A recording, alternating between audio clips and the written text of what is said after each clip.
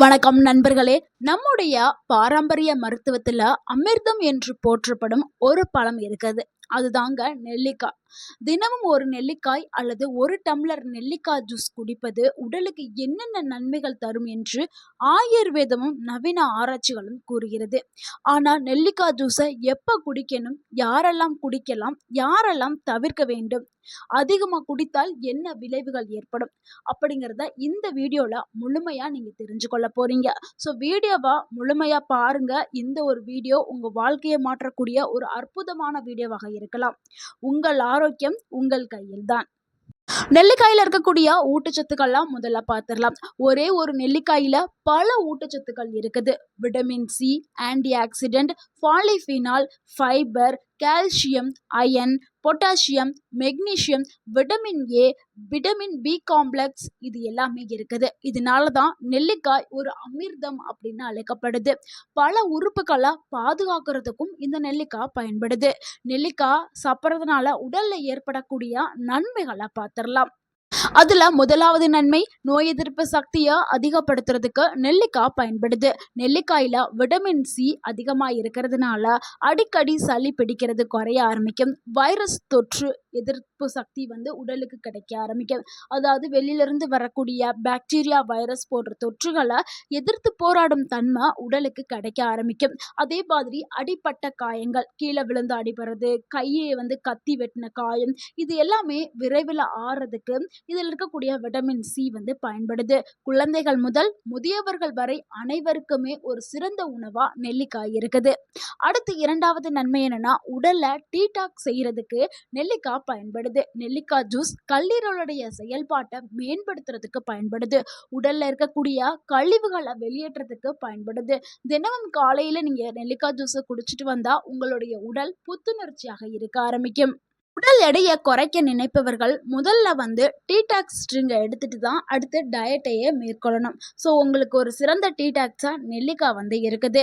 அடுத்து மூன்றாவது நன்மை என்னன்னா, சருமத்தை இளமையாக வச்சுக்கிறதுக்கு நெல்லிக்காய் பயன்படுது. இதில் இருக்கக்கூடிய விட்டமின் சி கொலாஜன் உற்பத்தியை அதிகரிக்கிறதுக்கு பயன்படுது. இதனால முகச்சுருக்கங்கள் குறையும். முகம் நல்லாவே பொலிவு பெற ஆரம்பிக்கும். முகங்களில் இருக்கக்கூடிய அந்த கரும்புள்ளிகள் எல்லாம் குறைய ஆரம்பிக்கும். சருமம் ஈரப்பதத்துடன் மெயின்டைன் ஆக்கப்படும். இதனால உங்களுடைய இளமை எப்பொழுதுமே பாதுகாக்கப்படும். முக்கியமா வயதானவர்களுக்கு ஏற்படக்கூடிய அந்த சுருக்கங்களை தடுக்கிறதுக்கு நீங்க தினமும் ஒரு நெல்லிக்காயை எடுத்துக்கிட்டே வரலாம். சிலருக்கெல்லாம் இளம் வயதிலே முகச்சுருக்கங்கள் ஏற்படும். அதுக்கு காரணம் என்னன்னா, 30 வயதை எட்டின உடனேயே நம்ம உடல்ல அந்த கொலாஜன் உற்பத்தி குறைய ஆரம்பிச்சிடும். அது வரைக்கும் நல்ல ஒரு உற்பத்தி இருந்துகிட்டே இருக்கும். அடுத்து 30-40 வயதுல அதிகமாவே குறைய ஆரம்பிச்சிடும். கொலாஜன் வயது ஆக ஆக உடலால உற்பத்தி செய்ய முடியாது. அதனால நம்ம விட்டமின் சி இருக்கக்கூடிய உணவுகளை சாப்பிட்டு நம்மளுடைய கொலாஜனை உற்பத்தி செய்ய வைக்கணும். அப்படி நம்ம விட்டமின் சி எடுக்க எடுக்க உடல்ல கொலாஜன் அதிகரிக்கும் போது இந்த முகச்சுருக்கங்கள் எல்லாமே தாமதமாகும். ஸோ நெல்லிக்காயை நம்ம ரெகுலரா எடுத்துட்டு வந்தாவே நல்ல ஒரு சருமம் நம்மளுக்கு கிடைக்க ஆரம்பிக்கும். நான்காவது நன்மை என்னன்னா, தலைமுடி உதிர்தலை தடுக்கிறதுக்கும் முடி வளர்ச்சியை ஊக்குவிக்கிறதுக்கும் நெல்லிக்காய் பயன்படுது.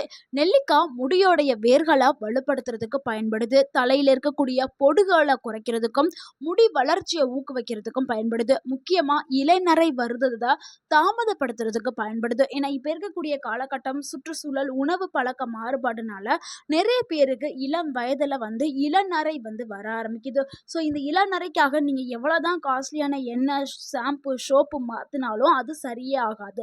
ஆனா நீங்க நெல்லிக்காயை தினமும் ஒரு நெல்லிக்காயை நீங்க எடுத்துக்கிட்டே வாங்க, அந்த இளநரை போயிரும். அடுத்து வயதான காலங்களில் வரக்கூடிய அந்த நரையும் தாமதமாக்கப்படும். ஸோ முடி உதிர்தல் பிரச்சனைக்கு ஒரு நல்ல தீர்வா நெல்லிக்காய் இருக்குது. நெல்லிக்காய் எண்ணெயை காய்ச்சி நீங்க தலைக்கு அப்ளை பண்ணாலும் சரி, நீங்க இன்டேக்கா நெல்லிக்காயை சாப்பிட்டுட்டு வந்தாலும் சரி, நல்ல ஒரு பலனை நீங்க அனுபவிக்கலாம். ஸோ நெல்லிக்காய் முடி உதிர்தலுக்கும் முடிய வளர்ச்சிக்கும் ஊக்குவிக்கக்கூடிய ஒரு சிறந்த உணவா இருக்குது.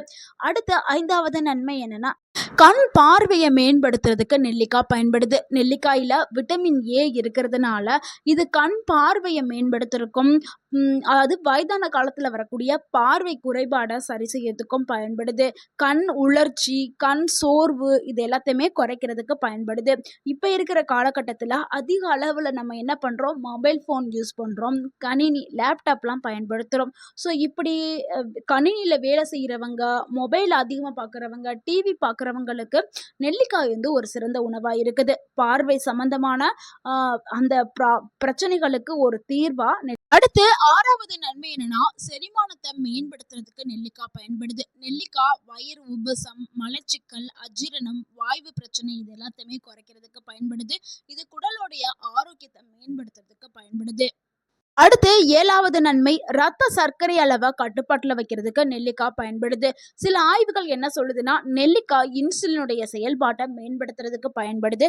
இதனால சர்க்கரை நோயாளிகள் தாராளமாக நெல்லிக்காயை எடுத்துக்கலாம். நெல்லிக்காய் எடுக்கும் பொழுது உங்களுடைய சர்க்கரை அளவு கட்டுப்பாட்டுல இருக்க வரும்.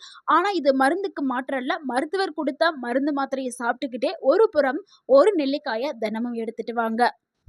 அடுத்து நம்ம 8வதா பார்க்கக்கூடிய ஒரு நன்மை என்னன்னா, இதயத்த ஆரோக்கியமா வச்சுக்கிறதுக்கு நெல்லிக்காய் பயன்படுது. நெல்லிக்காய் கெட்ட கொழுப்பை எல்லாத்தையுமே குறைக்கிறதுக்கும், நல்ல கொழுப்ப ஆதரிக்கிறதுக்கும் பயன்படுதுங்க. இதனால ரத்த நாளங்கள் பாதுகாப்பா வச்சுக்கிறதுக்கு நெல்லிக்காய் பயன்படுது. இதனால இதயம் சார்ந்த நோய், அதாவது இதய நோய், அதாவது மாரடைப்பு, ஹார்ட் அட்டாக் இதெல்லாம் வருதுல்ல, அந்த இதயம் சார்ந்த நோய்கள் வர்றதுக்கான வாய்ப்ப குறைக்கிறதுக்கு நெல்லிக்காய் பயன்படுது. ஸோ உங்க இதயத்த நீங்க பாதுகாப்பாகவும், ஆரோக்கியமாகவும் வச்சுக்கிறணும்னா நெல்லிக்காய நீங்க எடுக்கிறது ரொம்பவுமே நல்லது. அடுத்து 9வது நன்மை என்னன்னா, உடல் எடையை குறைக்கிறதுக்கு நெல்லிக்காய் பயன்படுது. நீங்க ஒரு நெல்லிக்காய் சாப்பிட்டாலோ, இல்ல ஜூஸா எடுத்துக்கிட்டாலோ, உங்க உடல்ல வந்து மெட்டபாலிசம் வந்து மேம்பட ஆரம்பிக்கும். உடல் எடைய குறைக்கணும்னா, கண்டிப்பா உடல்ல மெட்டபாலிசத்த நம்ம ஏத்தியே ஆகணும். மெட்டபாலிசம் ஸ்பீடா இயங்குனா தான், நம்ம சாப்பிடக்கூடிய உணவுகள் எல்லாமே நல்லாவே வேகமாவே செரிச்சு, நம்மளுக்கு உடல் எடைய குறைக்கிறதுக்கு அது உதவியா இருக்கும்.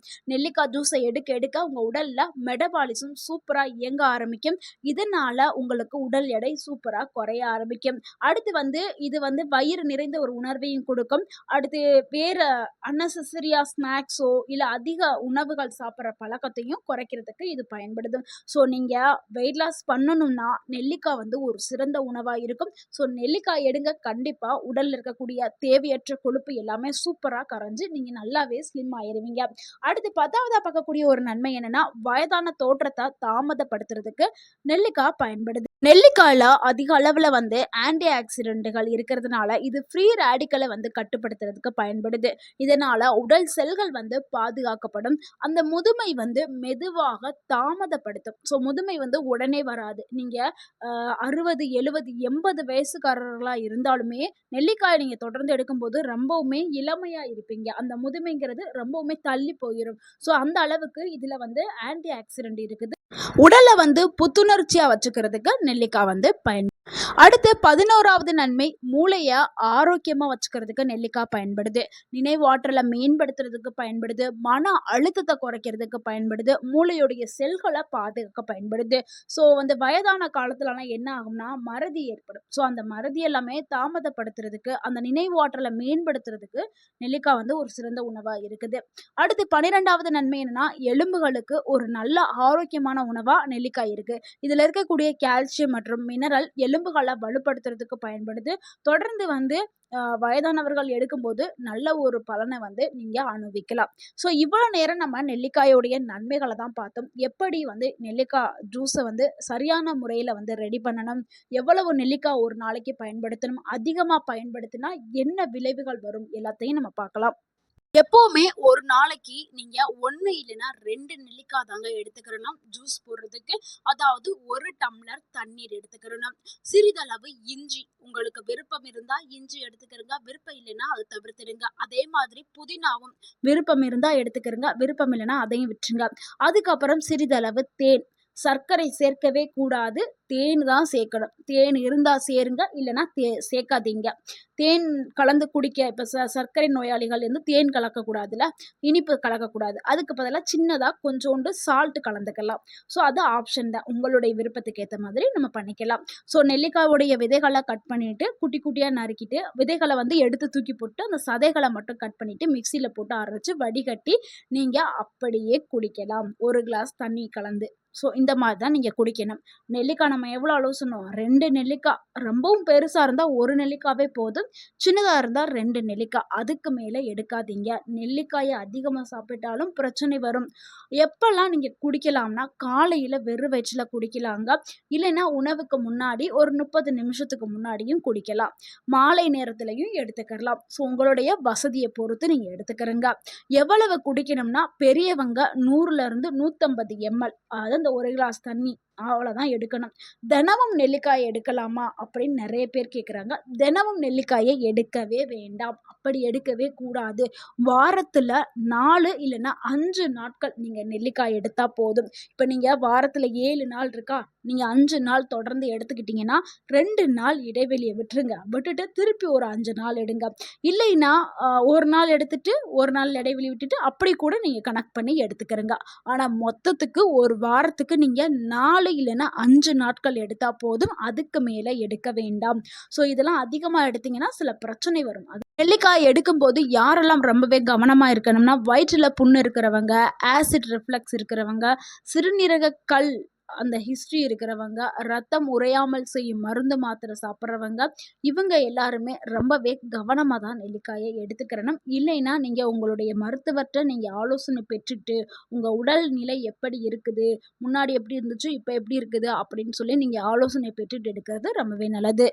நீங்க நெல்லிக்காய் எங்க வீட்ல மரம் இருக்கு, சீசன்ல கிடைக்குது அப்படின்னு சொல்லிட்டு ஒரு நாளைக்கு நீங்க அதிகமா நீங்க குடிச்சீங்கன்னா என்ன ஆகும்னா, வயிற்றுல எரிச்சல் ஏற்படும், அமிலத்தன்மை ஏற்படும், வயிற்றுப்போக்கு போக ஆரம்பிக்கும், பல்லுடைய எனாமல் சேதம் அடைய ஆரம்பிக்கும். ஸோ இதெல்லாம் வர்றதுக்கு ரொம்பவே வாய்ப்பு இருக்குது. அதனால நீங்க அதிகமா குடிக்கிறத அவாய்ட் பண்ணி நண்பர்களே, இது ஒரு சிறிய நெல்லிக்காய் தான். இயற்கை நமக்கு கொடுத்த ஒரு வரம். மருந்த விட, மருந்து மாத்திரையை விட பல மடங்கு அற்புதமான சக்திகளை கொண்டது இந்த நெல்லிக்காய். ஆனா சரியான அளவுலையும் சரியான முறையிலும் எடுத்துக்கிட்டா நம்மளுக்கு ஒரு ஆரோக்கியமான ஒரு உடலை கொடுக்கும் இந்த நெல்லிக்காய். அளவுங்கிறது ரொம்ப ரொம்ப முக்கியம். நண்பர்களே, இந்த தகவல் உங்களுக்கு பயனுள்ளதா இருந்திருந்தா இந்த வீடியோக்கு ஒரு லைக் பண்ணுங்க. இந்த வீடியோவை உங்களுடைய ஃப்ரெண்ட்ஸ் அண்ட் ஃபேமிலிக்கு ஷேர் பண்ணுங்க. மறக்காம நம்ம சேனலை சப்ஸ்கிரைப் பண்ணுங்க, சப்போர்ட் பண்ணுங்க, கமெண்ட் பண்ணுங்க. தேங்க்யூ ஃபார் வாட்சிங் அண்ட் வாழ்க வளமுடன். உங்கள் ஆரோக்கியம் உங்கள் கையில் தான். நன்றி, வணக்கம்.